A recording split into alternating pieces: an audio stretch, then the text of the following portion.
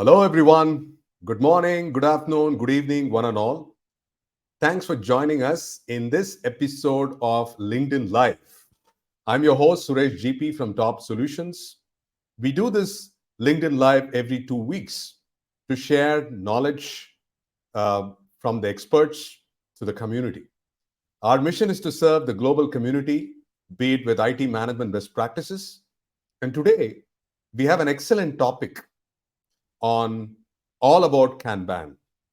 So before I kind of go into the guest for today, people who have just logged in, please tell us from where you're dialing in to which part of the world, so that we will be more than happy to share the location that you come from, and also please do ask your questions throughout the next 1 hour. So this is all about a lean management framework and best practice. So today I'm excited to have with me Suzanne, the portfolio director at EXIN, and she's got a lot of accolades which she would tell on herself. But thanks so much, Suzanne, for joining us in this episode of LinkedIn Live for TaUB Solutions. And how are you doing? And which part of the world are you dialing from? Thank you very much, Suresh. It's great to be here. I'm dialing in from the Netherlands. Nice. How's the weather in Netherlands? It's actually starting to look like summer. It's been a long wait, a very wet wait, but it's starting to look like summer. So I'm dialing in from the Netherlands, but I'm originally from England. So I'm a happy football fan today as well. Awesome. Awesome. So why don't you kind of, and I see people joining in. So we have Srinu Podili from India. Welcome, Srinu. We have Rishi Chadda from India. We have Lindsay joining us from Lindsay Sumner from Derby, England. Welcome. We have Namrata, who has now shifted her base from India to Netherlands, and she's on her bus, so she's very committed to be a part of this session. Thanks so much, Namrata, for joining. We have um, Salil Gahir joining us. We have Sandeep Menon from Bangalore. Thanks, Sandeep. We have Shea Herman from Israel. Rajesh KR. Rajesh, nice to see you back from Bangalore, India. We have Abdia St. Louis from Sao Paulo. Great. Look to see from, you said football, you have someone from Brazil and places like that. Awesome. We have Kalidas from India. He's from TaUB Solutions. He heads the enterprise sales. We have Jay Prakash from Philippines. Nice to see you, JP. We have Shelly Bowman joining us from the Washington State. That's great. I have Rameshwar from Dallas. Hi, Rameshwar. Nice to see you. We have a most important person that you have all known, part of EXIN for a long period of time, Robert Jan Williamson. Excellent to see you after a long time. So there's a lot of people already kind of getting in on board. So why don't you kind of kick us off on what we have today on store on all things about Kanban. Thank you, Suresh. Very happy to do that. And it's great to see so many people, and also from different geographical areas. That's great to see. So thank you. A little bit about myself. I'm not going to say too much about myself, but just that I'm accountable for EXIN's certification portfolio, and part of that is Kanban certification. So obviously I'll be telling a little bit about that later. I think of myself as a passionate advocate of lifelong learning. So everything that I do is in that context, let's say.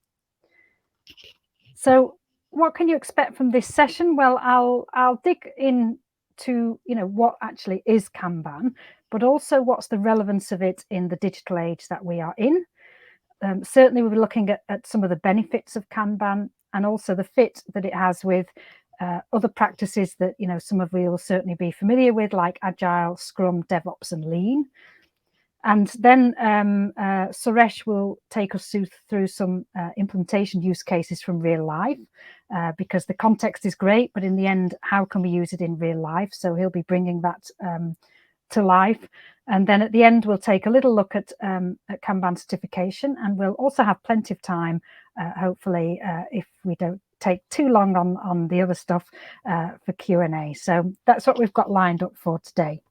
And in fact, Susan, all of our sessions is very engaging because all the viewers are very avid learners. I love the point that you told that it's lifelong learning. And I see all of those people regularly coming over to our sessions and participating.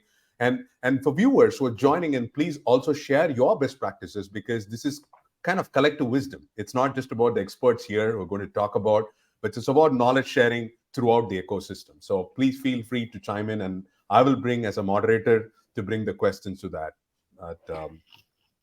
Absolutely. We're very happy to get questions as we're going through and not just at the end. So that's totally fine. So if we look at, what actually is Kanban, Kanban is essentially a lean technique to improve the flow of work and therefore productivity. And flow is actually something that you'll hear all the time when we're talking about Kanban. It's all about flow. Literally, Kanban is a Japanese word and it means signal card. So that's the literal meaning. And as I'm sure you know, a lot of lean thinking actually comes from Japan, from the Toyota origins. So that's what lean is. That's what Kanban is essentially. And if we look at some of the principles around Kanban, one fundamental lean principle, and therefore also Kanban principle, that's I think a very important one, and that is that you start where you are. So you're not looking to, describe a perfect situation of where you want to be, the spot on the horizon. You start where you are and you evolve from there. Because if you work with what you know and you measure that and you implement a Kanban system for that process, you can then, measure that process, identify opportunities for improvement. A lot of that will be about improving flow. And you'll hear me say flow so many times during this session that you'll probably get sick of the word. But in that way, you can keep improving and evolving. So that's a fundamental principle of Kanban, that you start where you are and you evolve from there. Well, I just wanted to add on to what you said about flow and why it is important. A lot of times the work we start, does it get completed, depends on how the flow works, right? Sometimes we might have bottlenecks. Sometimes we'll have constraints, like the theory of constraints that we talk about. So I think, to the point that you are looking at it, everybody wants to move faster. And every step has got different stakeholders, people working on that. So you're right, because what I don't want to do is I start something and then I get stuck somewhere and I'm just figuring out, how am I going to move from that place to the destination, because I have a long way to go. And if I'm not able to make that movement, it's going to be apart. So this is definitely a problem, not just from a manufacturing perspective, but on software development, on infrastructure, and all aspects of IT. So I think this is getting very relevant from the viewers that I'm talking about. Yeah, definitely. And starting where you know allows you to, it doesn't become this mountain that you need to climb. You can start from where you are and evolve from there, and it becomes then, something that's achievable as well. So if we look at the practices that are contained within Kanban, obviously there's various practices, but some of the most important ones are visualizing workflow. Kanban is a very visual technique that you can use, and that makes things very visible. It makes it easy to share things across a team. It's also got the core practice of limiting work in progress. That's to do with creating, the push or the pull, which I'll come back on a little bit later. Measure and managing flow. There's that word again.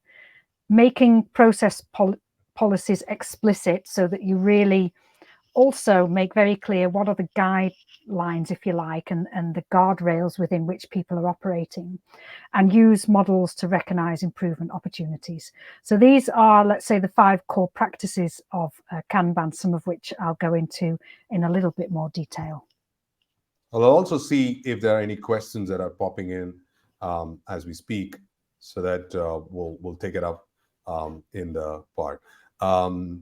let's see. I'm just trying to see as we go. We see, okay, hi from Pani Krishna as regular viewers. And I think it's a quest part. Would love to hear when Kanban, not Scrum, because Scrum can be used with Buffer for Kanban team. That's a great question, Rishi. She will touch base upon when we talk about the relationship between Agile, Lean, and DevOps, right? Yeah. So that's good to do that. Okay, please go ahead. Yeah, perfect.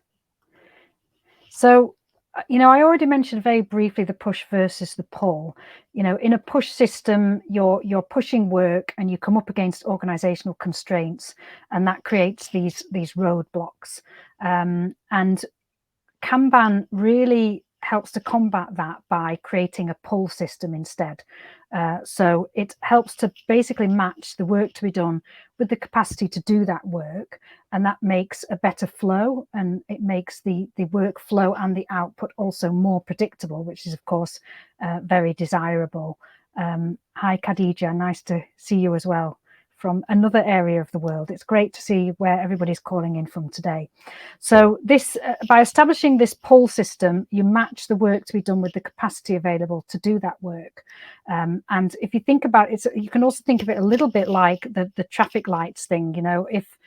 If things are, if in a traffic light system, if you don't have traffic lights, then at a certain moment the cars are also going to be blocking up at a certain moment, and that just gets worse and worse and worse, and traffic lights allow that to flow. And this is a little bit like what a Kanban system does. Instead of pushing and pushing and then you just get these roadblocks, it matches the work to be done with the capacity to do it. Work flows better, and then in the same way as traffic flows better with traffic lights, then the flow of the work is better and more predictable. So this is one of the key concepts of how a Kanban system achieves better flow.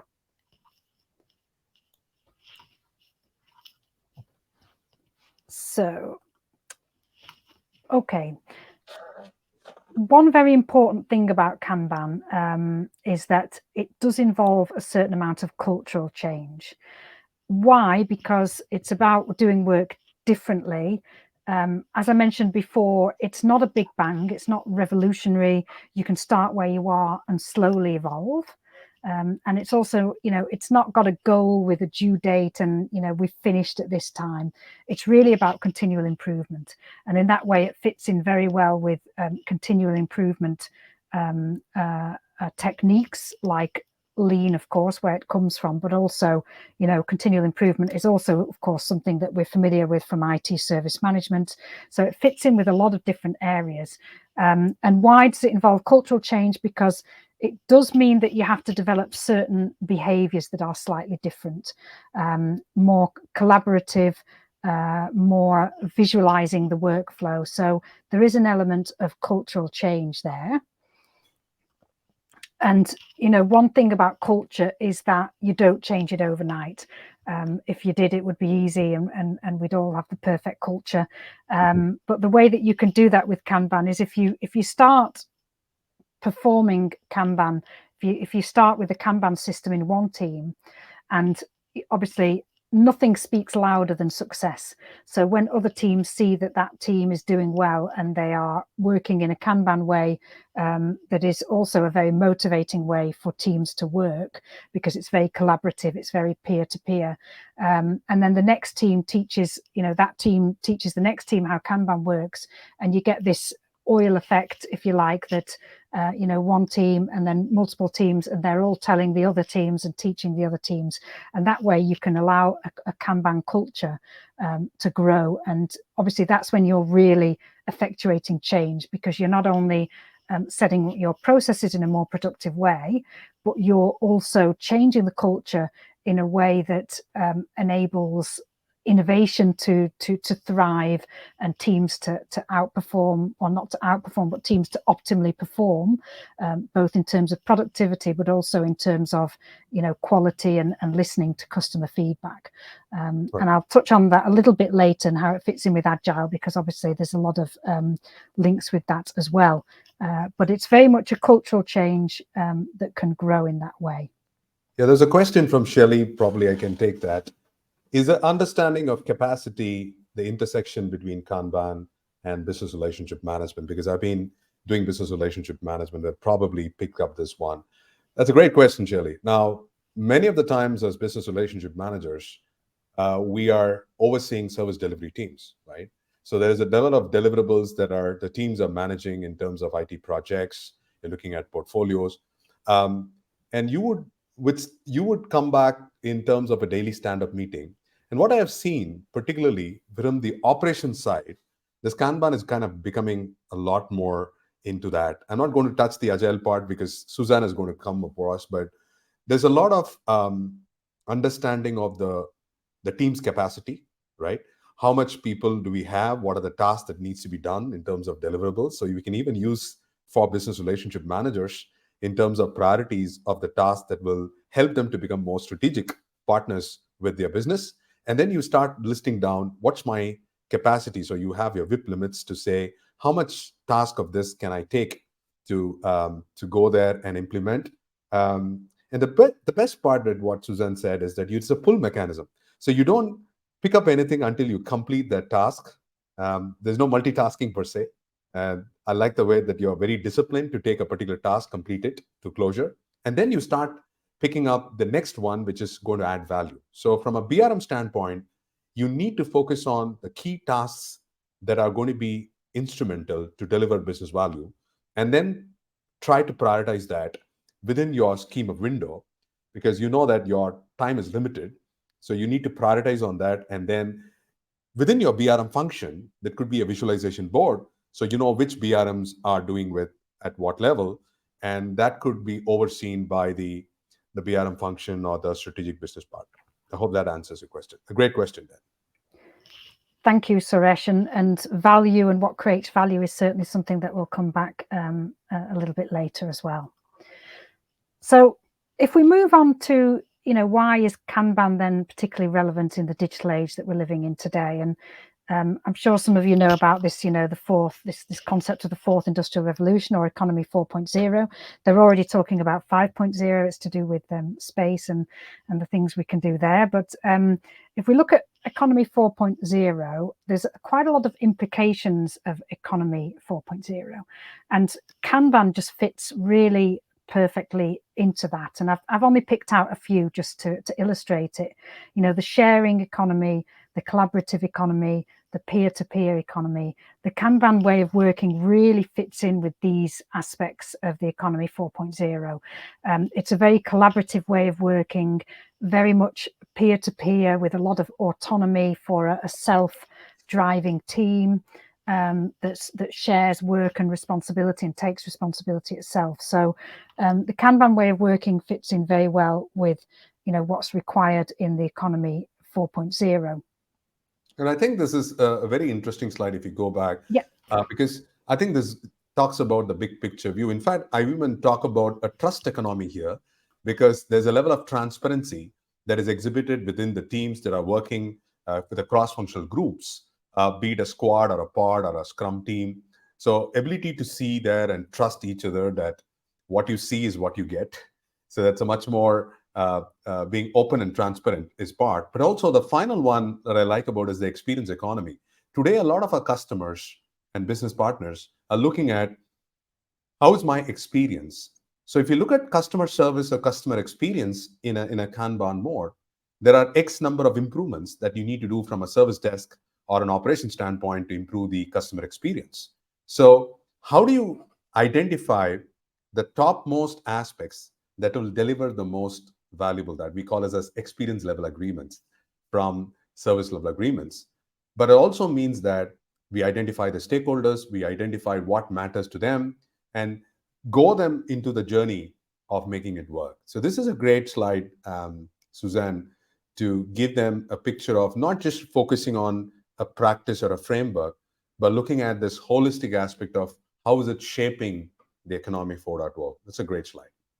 Yeah, and you could link Kanban to pretty much all of these, and I think it just illustrates how well Kanban fits into the digital way of working, let's say, and transitive ways of working that we need to move towards in order to be successful in the new way of working and the new digital age.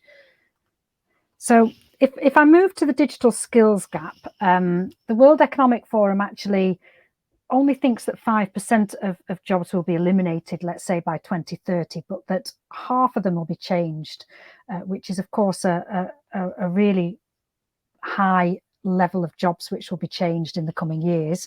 Most will require digital skills.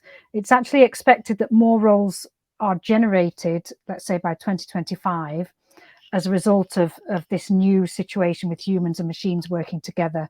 More roles will be generated than are eliminated, but of course we can expect there to be a shift in the types of roles that will be. And, you know, we're already caught up here. More than half of all employees will require significant reskilling by 2022. Well, we're already in 2023, and you know, this is again where Kanban fits in, because if you're skilling up to be prepared for this digital age and to close that digital skills gap, Kanban can play an important role in that. Well, this is a great slide because you're talking about upskilling, you're talking about continuous learning. But also what is interesting for me, for all of us, like with generative AI coming into picture, a lot of people are paranoid about how many of these jobs will still remain intact going over. But it's so heartening to say that's only about 5% will be eliminated. But also you talked about new jobs, new opportunities that will come up as we start to go through it. So there's a lot of work to be done as humans, which is heartening. And that's one of the reasons why, as TaUB Solutions, we actually look at upskilling and capability development in terms of the career path, and particularly EXIN, right? And talk us a little bit about that EXIN.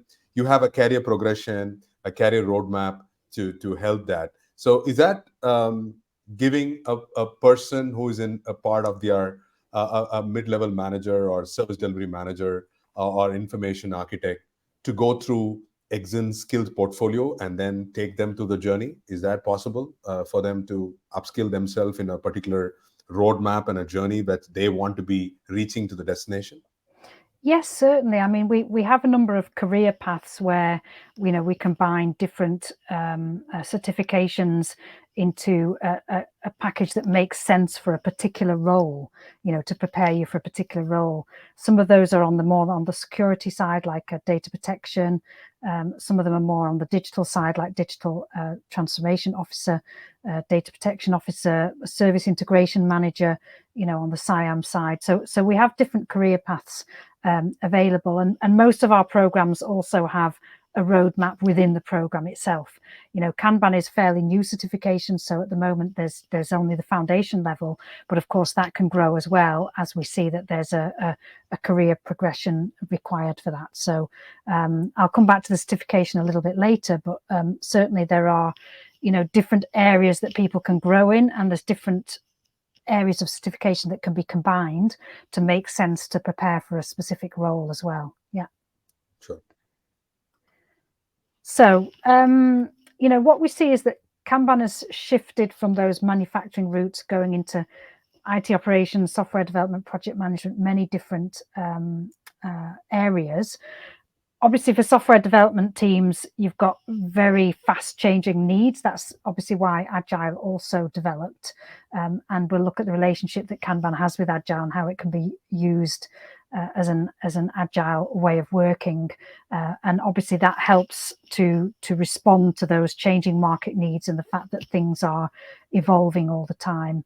But it's not only about, let's say, improved productivity, it's also better quality, and it can contribute to areas like risk and reliability and resource management. So it's also higher quality and value in the end result, and not just increased productivity in the actual delivery chain. Yeah, one example, Sensata Bulgaria doubled their team throughput in 12 months by implementing Kanban. So that's one success example, but I'm sure that Suresh will take us through some other use cases as we move forward as well. So let's turn a little bit to the benefits of Kanban. Some of them have already been mentioned, but I think it's good to also look at that a bit more closely. I mentioned that we'd get back to value. Kanban very much focuses on value, and that's because it's a lean technique, and lean also very much focuses on value as defined by the customer. So if you're doing stuff that isn't of value to the customer, then you're probably focusing on the wrong things. So Kanban really helps you to focus on value, and value as defined from the customer perspective. We have that word again. I probably hadn't said it for at least a few minutes, so it had to come in again. Focusing on flow, so creating that a pull system as opposed to that push system, which enables work to flow and work to be matched with capacity, and you know, where there are constraints, that they are managed in a better way. And also focus on continual improvement.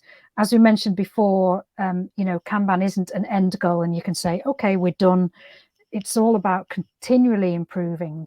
It's a way of working that enables you to be improving basically until the end of time, without any end point, and allowing you to start from where you are, so it's not an uphill struggle. So I think they are certainly some of the benefits of Kanban. And a few others, well, these are maybe more characteristics of Kanban that lead to it being very useful and having certain benefits. One is that it can be used in diverse contexts, you know, where Kanban was maybe being used for certain types of things in the beginning, more around manufacturing, and then moving into software development. And actually organizations are starting to see that Kanban can be used in all kinds of contexts, because it helps you to visualize work, it helps to create better flow, productivity. It can be used with agile, get better quality, closer to the customer, definition of value. So it's very flexible to be used in diverse contexts. It's a great tool for continuous improvement. We've mentioned that already, about how there's no real end date there. It makes work visible to all as it happens, and that's really one of the, let's say, the powerful characteristics of Kanban, is it's very visible. Bottlenecks become visible, the flow of work becomes visible. You can, it really helps you to manage that throughput so that work is very visible and it can flow effectively. So these are some of the benefits of Kanban.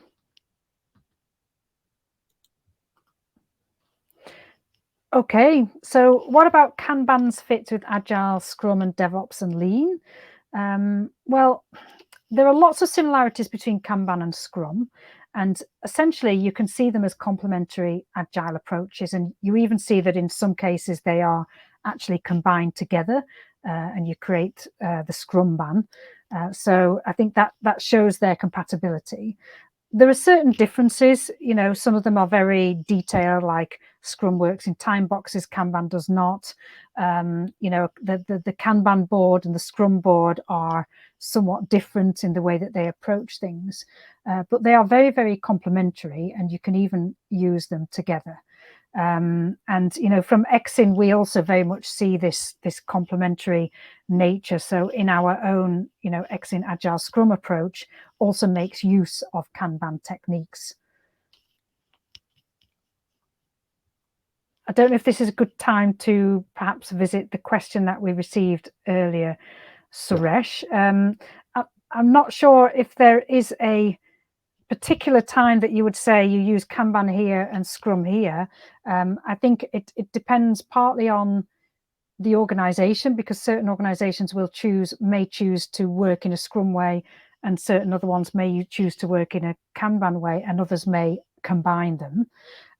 But I definitely think that they can be used together because they are complementary.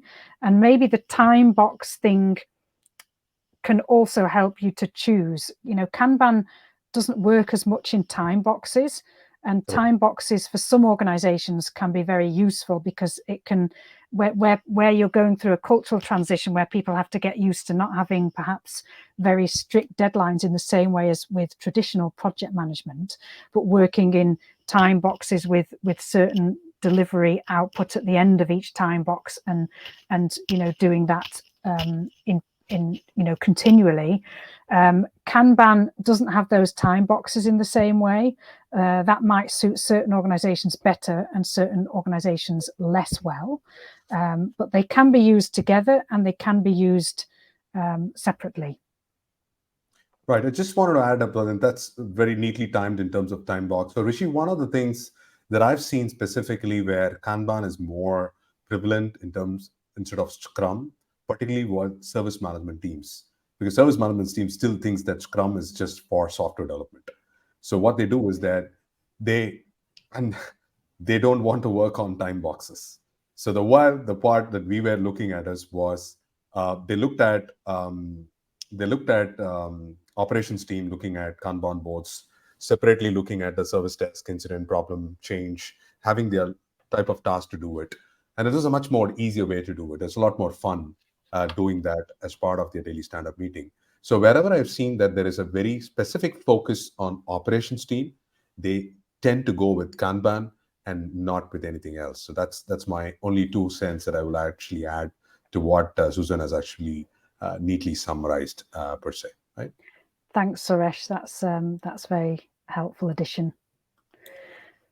So if we look at We had also had Namrata adding over, I just added over. Kanban can be more useful in cross-functional teams. Absolutely true, because that's what it's making about the one that you looked at from a cascading effect of sharing it, like a campfire, going from one level to another level to see how we can make that work is useful.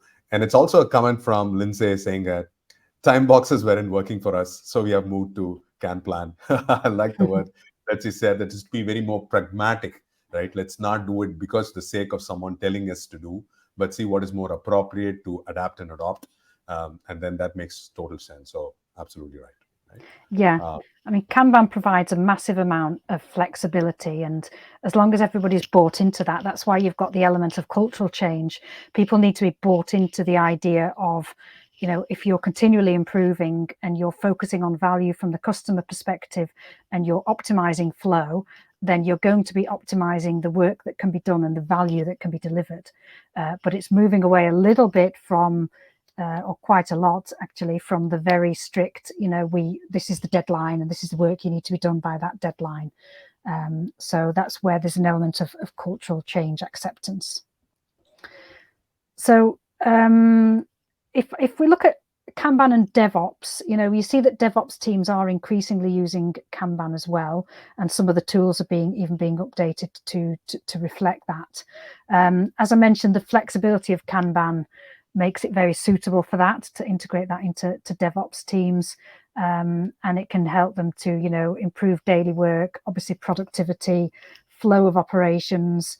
You know, obviously Agile, DevOps, Lean, and Kanban, they all are operating from the same generic principles. So there's a good fit there. So do you have to use Kanban with DevOps? No, but is it useful? Certainly, and it fits. It's a good fit. And then, of course, you've got Lean. You know, Lean identifies 3 categories of waste: Muda, Mori, and Mora. And actually, the key focus of Kanban is probably more on Mora, because Mora is about unevenness. And there I go again with my flow, because Kanban is very much about making sure there's good flow. That particularly answers the problems related to unevenness. So on the Mora side, of course, that it's also there's also Kanban can also help you to reduce waste, because you're defining value from a customer perspective. It also helps you to reduce overburdening, because by creating that pull, you're making sure that those constraints don't stack up. So it helps in all areas, but particularly focused on Mora, because it helps to make things flow better, which helps to correct the unevenness that otherwise would occur in a push system. So obviously it's great to hear about what Kanban is and the benefits, and even how it fits in with these other things that we're becoming more and more familiar with. But I think it's also extremely useful to look at practical use cases on how Kanban can actually be used. And I know you have a lot of experience in that area, Suresh, and that you're going to take us through a few practical use cases to bring it to life. Yeah, absolutely. And people who know me, thanks so much. And I'll just remove it for a while now. Is going to be talking about something very practical about how we kind of bring in some element part here. I hope you can see this one. This is a workshop that I did with. Um, are you able to see my uh, tab there? Do you see the Agile Workshop link? Yes, we can, Suresh, no problem. Right. So this was long back that I did with a client of us because they are from service management and they wanted to apply agile in service management. So we really went about in terms of agile principles, agile manifesto. But from an agile practice perspective, we said Scrum and Kanban. But the team said, you know what? How does it relate to us in making this really work for us, right? So for us, we looked at their service management processes. We broke down into parts which could probably make them break down into aspects. But then instead of looking at a Scrum part, we looked at the process refinement. We looked at the process backlog instead of the product backlog because we realized at one end the DevOps teams were actually focusing on Scrum to a greater extent, but we had to lift the people to move up the value chain and say that we have to do certain things in certain manner. So we were trying to do some workshop practically, and this was where we had a deep dive session of making these people sit along, brainstorm out where they are in the current journey in delivering value for their customers and what needs to be improved. And as I was starting to look at that, what was interesting was we started to prepare the process backlogs. So this was improvements in incident management, problem management, change management, and so on and so forth. And so what I asked them is, let's put it as in the form of a Kanban, where you list down what are your priority items that if you do 3 or 4, that is the most important part that will deliver the most value, right? So instead of boiling the whole ocean, let's talk about something that is more meaningful for you and your customers to see that value. And then what we saw was the team coming up with some kind of a list like that, um, where they say that these are my 4 or 5 things that is very important to accomplish. And for me, this will probably help us to do either a to-do list, work in progress, and a definition of done. And but they went away after the 2 days workshop with something practical that they could go there and stick on their workspace and then say, hey, you know what? We have 5 things that we can start working from now, and that will see us a, a big leap improvement in the value that we can provide to our customers. So I think something of that sort, being very practical, that they can actually go and take it out, for me was a very important aspect that I thought would be useful for all of you, because it could be simple, but simplicity is the ultimate sophistication, right? So don't undermine the part of keeping it simple and practical. I say KISS, keep it simple, stupid. So it's much easier that you look at some of these opportunities that you have in hand and then deliver that aspect to make that work, right? I wanted to add a couple of more use cases here. One was on the recruitment side, right? A lot of times you look at human resource recruitment process, you have a lot of candidates, you need to bundle up, you need to find out the actual resumes, go through a screening process, interview. Sometimes kind of a nightmare sometimes in how people manage resources, because obviously in IT, you'll see a lot of resource constraints coming in back and forth. And they're going to ask this question, how am I going to facilitate that? So one of the things that we saw was we looked at for one of our client that we are working in Manila, we looked at in Philippines, we looked at the different aspects. So they wanted to have the whole list of candidate backlogs, the resumes, right? Whom need to be contacted, the phone interview schedule. Is it in-house, external? Did it go to reject, hold, interview? So when you are doing this across multiple teams with different positions, it is just going to be pretty chaotic. So the HR director came and said, Suresh, you know what? We wanted something that could be easy enough for people to look at the big view picture and see how we can improvise the HR recruitment process. Now, what happened was they wanted to have the transparency, right? Because a lot of times people do on their own. So the left hand doesn't know what the right hand does. So it was very important for people to understand, to bring in transparency and accessibility. So everybody in the chain knows which resources are already booked and which resources are still available for to be onboarded, right? And the company managers didn't want to oversee the process, not ask the questions. All they want was come daily morning to look at the Kanban board. The only request for the team was to update the Kanban board at regular intervals so that it is not stale anymore, right? And the process didn't take long to explain the team because of its visual nature. As you rightly said, the visualization is so great, right? The mind goes with a bulb on moment when you have that visualization. Much more simplified way to work, and it's good to do even for short-term projects. I don't want you to think about a big bang approach. A short-term project for something that you do, you can do it. Even planning a wedding in your family or planning a birthday in your family, you can actually have this as part of doing it. It's much easier to put your stick on boards and do it, and that could make a lot more difference for people, and it also improves collaboration in doing that. The next one that I had was a marketing team. The specific problem was they do a lot of education events for organizing, for marketing. They did a great job, but a lot of people did not know what they were doing. So they wanted to know if they can leverage some of the campaigns that the marketing team was doing for the other purpose, right? So they wanted to decide on different items like online event and an offline event. So what they did was they put that into a big Kanban board, said, okay, what are the new events that are going to be arrived?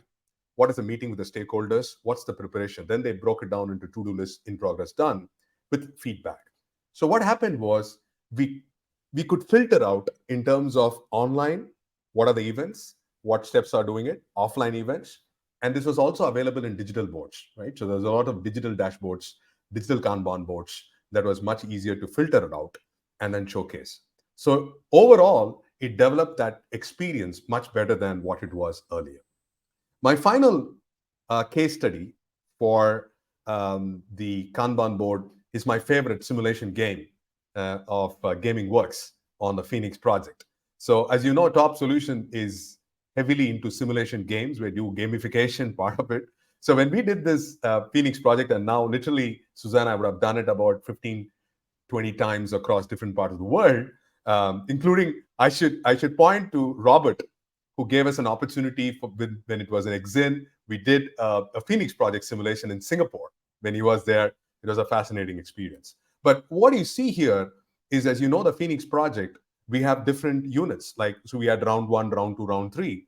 And we looked at the different people who are working on the task, like the Phoenix project, the HR initiative. So a lot of teams are focusing on their own projects. But as a team, you look at the backlog, what is on priority, what's your WIP limits, and then start to see how much is the performance goals that we have at the end. So for me, I think this visualization board is always the first step that we do as part of anything like value stream mapping, getting everybody onto the same page. The work is not just done hiding enough. So everybody have a common understanding of playing it out. And it's just so much fun because it's color nodes. And I love this colors with red and orange and stuff. So you can decide which color is for one team. So you can have a specific team for a HR and yellow, or for operations in green. So you can actually have that. So it's much easier to know your task and then can take action on that, right? So hopefully that gives everybody an understanding of some of those practical use cases that you can implement, whether you are in any part of the department, to see real value. And visualization is so powerful in making that work. So with that, I will hand it over to Suzanne to take us a little bit about the Kanban certification, and then we will have Q&A after this.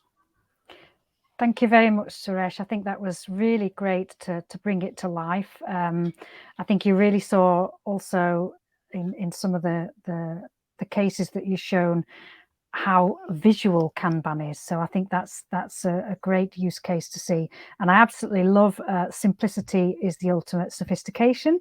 I may just quote you on that in the future. So a little bit about certification. EXIN has a broad digital skills portfolio. We have some offerings that are more on the technology side, including AI and cloud computing, blockchain.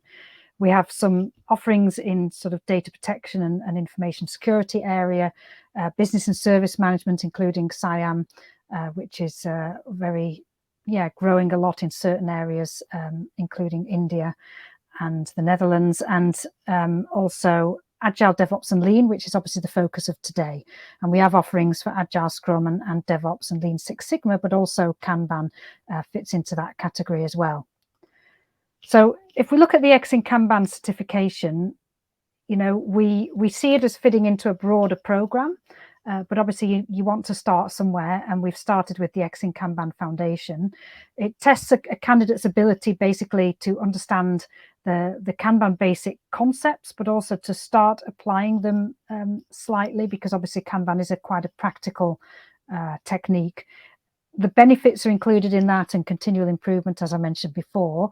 And it's based on let's say, the Bible of, maybe I shouldn't say that, we have different cultures here, but let's say the most important authoritative source for Kanban, which is without a doubt David Anderson's book on Kanban. So we deliberately chose that as being the source for that.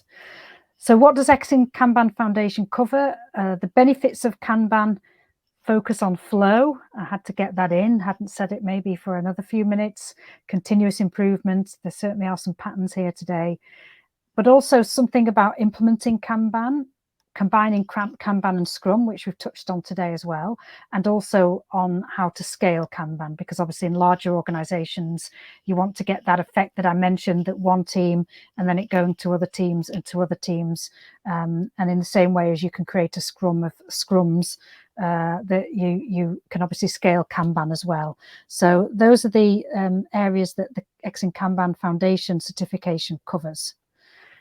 And in terms of target groups, obviously, developers, scrum masters, product owners, so all those that are working in agile and scrum type teams could definitely benefit from the Kanban certification, but also other project and process professionals, because as we mentioned, Kanban has a very wide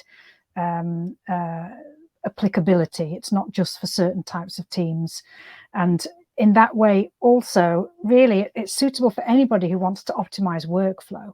So that's where your business professionals also come in, because if you're looking at HR processes, finance, marketing, production, support, all these different areas want to optimize workflow and can benefit from creating a Kanban system. So why Kanban within EXIN? I'm not going to read out all of these. I think the most important things I'd like to pull out, we've mentioned the benefits of Kanban in it can increase business productivity, but also quality, and it fits in with all these other areas that we've talked about. It's based on a very widely available but also very accepted body of knowledge that can be seen as the authoritative source. The exam that we offer from EXIN is available in multiple languages.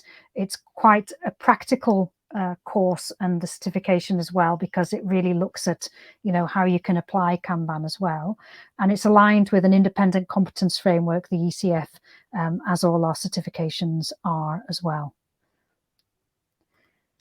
So, right, so I'm going to kind of pick it up from there, Suzanne. Thank you so much for that part.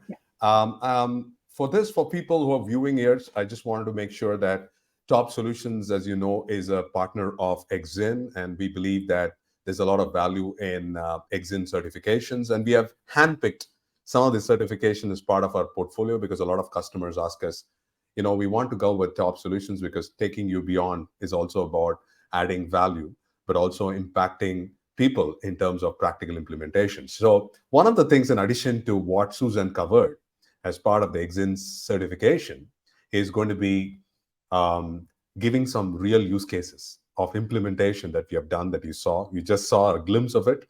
We're going to share that as part of our training program. We're going to kind of give you enough amount of time to block your calendars. It's typically done on a Saturday and Sunday. I know a lot of people, but here in different part of the world, in Asia Pacific and Middle East, and people, they're also very eager to learn, and they work from Monday to Friday, and and then they attend the sessions. Like, for example, if you look at Alberto, who's from Nigeria, you probably would attend the sessions at 4:30 in the morning, and a lot of our colleagues in Nigeria and Africa will attend in the early morning because they are continuously striving to improve themselves and do it. So if you're interested to go and attend the Kanban training, I will be your facilitator. I think that I would bring in the real world experience of sharing Kanban, and I think Kanban is going to be really useful to improve productivity, not just in your professional life, but also in your personal life. And I always believe that something that you cannot apply in your personal life, do not even do it in professional life, right? So we have to eat our own dog food. We have to make sure that we are not only competent, but also enjoy the whole process. And so if you are interested to sign up for a course on the 9th and 10th, please reach out to info@taubsolutions.com. That's pretty easy to remember because we are kind of launching that pages, and our team, our operations team and team here at TaUB will be more than happy to take your registrations, right? Is it a virtual classroom, Suresh? Yeah, it's a virtual classroom. We're going to kind of launch it in a form of a Zoom a video link. So it's going to be particularly right now for the APJ session, but we plan to do sessions for the US North American time zone as well. As you know, Suzanne, we have presence in India, Singapore, and the US. So we are trying to cater to a larger part of the globe in some way or the other. So I want to kind of shout out to Sandeep and Namrata for helping us in this whole journey. They have been really helping us in promoting, giving value to the customer. So we are indebted to both Sandeep as well as Namrata from EXIN, and who have helped us to go to that section. So I'm thinking we're going to take about some of the questions. We have about 10 minutes. So I'm trying to see if we can take some questions. I'll leave this one on the thing. So please ask if you have any questions. I just want to make sure if we have reached out to all people who have joined in. Alberto, regular viewers joining in from Nigeria. I had someone, I see Alicia joining from Seattle. So any questions to anybody regarding Kanban, and do you see that value being used for your company? And if you have had experiences doing Kanban in your own respective organizations, please do share that as well, because I think we always look at opportunities to improvise and make that work, right? A couple of call outs for people who are looking at Kanban and how it can help. The first thing and foremost thing is that I always tell people that you have to have an end in mind. Start with an end in mind, like Stephen Covey says, right? Because when you're not very clear about what is the end in mind, the rest of the things will fall in place automatically, right? So that's number one. The number two one is, let's make it fun. A lot of time the work is just not about doing back and forth backlogs and other stuff. Let's have fun. And there's no better way to have fun with some color visualization boards, stick-on notes to do that. So invest on having some of those colored stick-on notes. It's so visually appealing, and try to start using in a very simplified manner, and see how things are moving. One of the important parts that I think I want to stress upon for a lot of the viewers is limit your work in progress. I know a lot of people are very much going through a to-do list. I still remember Suzanne used to have a diary and notebook and write all of those stuff in step one, step two, step three, all. And you realize that you can only do so much. I used to kind of strike each and every one to see whether I've completed or not. But here, you see that you only have 5 today that I'm going to work upon. So just restricting yourself in terms of the work in progress is super important, because it being extremely focused on what is going to be the real value that you're going to deliver. So in the morning, every day, before you start, you say, my to-do list, work in progress, done every day to start. You say that these are 3 or 4 items that I have to do that will deliver or move the needle for my customers, for my employer, for my team. And then look at that, and then start to work on one task at a time. Complete it before you take the next task. So I think the level of discipline, focusing on WIP limits, and also having fun in the process is super important. Because at the end of the day, if you don't enjoy the process, you just focus on results, it's going to be terrible, right? So the whole aspect in Kanban, when I love about this whole is the flow. You have to be in a state of flow, right? And it just comes on and on and on because you are getting into the groove. So it's a great way to get your team go through the process. And I definitely encourage you to sign up for this course because it's going to be a lot of fun. A lot of people who are joining us from global teams will share their real experiences. It's not always about the facilitator that you get advantage. What you also stand to gain is about the wisdom that you get from people, and you will stand to gain a lot, right? So I will see if there are any questions for us in the next few minutes. We'd be happy to take. And our next episode for viewers would be on the 28th of August. So please mark yourself. So we do every 14 days. So I'm just giving you a heads up of people who are regular viewers. It's going to be from the business relationship management. So if you are into business relationship management, if you're looking at improving to become a strategic partner, you should look out for the 28th of August. And this is going to be, the video is going to be available for everyone to watch. And you have Suzanne. Suzanne, how can people reach out to you if they have any further questions with you and with EXIN? Well, I'd be very happy to link with you guys on LinkedIn. I'm very easy to find because my name is not the most usual name, not even in England. So, yeah, I think that's, I mean, of course, you can always contact EXIN generically as well, but you can also contact directly me, and probably LinkedIn is the best place for that. And I think you hope that this session was useful. So if you can post your comments on the session, how valuable is it? What Suzanne? That is really going to be a great way to give her the part. And Namrata actually shared her perspective. I like this one. She says, it helps me in my role of sales by so many ways. She's able to visualize the sales pipeline, work in progress limits, prioritization and focus tracking, lead flow, reducing lead time, data-driven decision-making, collaboration, communication, adapting to change. Wow, there's so much into what it is. And thank you so much for sharing that, Namrata, because that's the whole sweet spot, right? You're not just restricting yourself in just doing it for a pros, but every day, if it's able to improve your productivity and is able to push you hard a little more, then why don't you do it, right? So it's a great way to start thinking about making it happen, right? We really look forward to seeing your comments or your areas, and we really thank each and every one of you who have joined from all different parts of the world for this session from TaUB Solutions on All About Kanban. I hope that Suzanne and I have inspired you to understand and relook at Kanban and see, and we would be happy to serve you if you decide to sign up for our upcoming course on the 9th and 10th of September. So with that, I would thank everyone for your time. And thank you so much, Suzanne, for spending this time and effort, and really appreciate everyone, and also EXIN for helping us to put up this event. You're very welcome. Thank you for the opportunity, and thanks everybody for joining from all your different areas today. It was great to see such a diverse audience from all different areas. So it was a pleasure to be here. Thank you.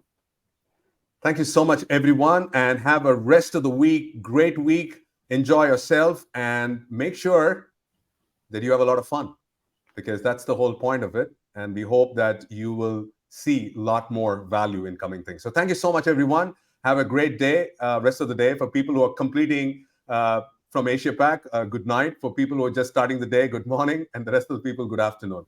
So it's so fascinating to see everybody. And we look forward to seeing you in our next LinkedIn Live on August 28th at 11:30 Eastern, right? 11:30 Eastern. We'll see you soon, and stay in touch. Thank you so much. Thank you.